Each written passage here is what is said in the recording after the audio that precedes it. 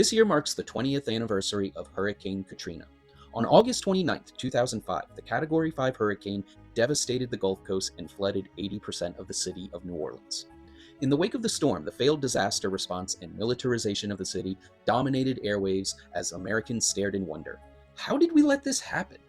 It's a sentiment that has become increasingly common ever since commercial airliners crashed into the World Trade Center on 9/11. The media and many Americans labeled the Katrina response as a once in a lifetime crisis. But was it really? Or was it just foreshadowing of things to come?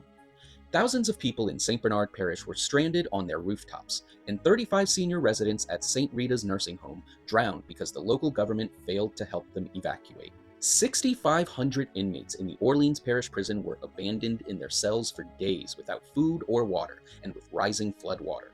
In a post-investigation by Human Rights Watch, 517 of those inmates were listed as unaccounted for.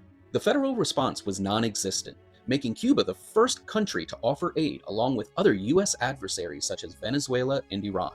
But President Bush refused their help, and Canadian Mounties were the first to launch a rescue effort. Mexican Marines and immigrants attempted to assist, but just like we see now with the ICE raids, many were targeted by immigration officers and deported without even being paid for their labor. Just like we see today, what we find in the response to Katrina is a federal government that places capital and white supremacy over the needs of citizens. Mainstream news outlets labeled New Orleans residents searching for food, water, and clothing as looters. In response, private Blackwater mercenaries descended upon the city to protect the property of millionaires and billionaires. Black people and Muslims suspected of crime were arrested and held in makeshift prisons constructed from bus stations. They were forced to sleep on concrete and denied legal counsel. Here again we find a foreshadowing of the human rights abuses we see today under Trump, with unlawful mercenary arrests and inadequate detention facilities like Alligator Alcatraz. Seeking dry land, food, and relatives, many residents utilized the elevated interstates to travel by foot, but they were met with hostility by law enforcement who sought to keep them contained in the flooded city without resources. Police of the predominantly white town of Gretna fired warning shots at a large crowd of people attempting to cross the Crescent City connection. And on the Danziger Bridge, officers killed unarmed black people, including one with a disability, by shooting them in their backs.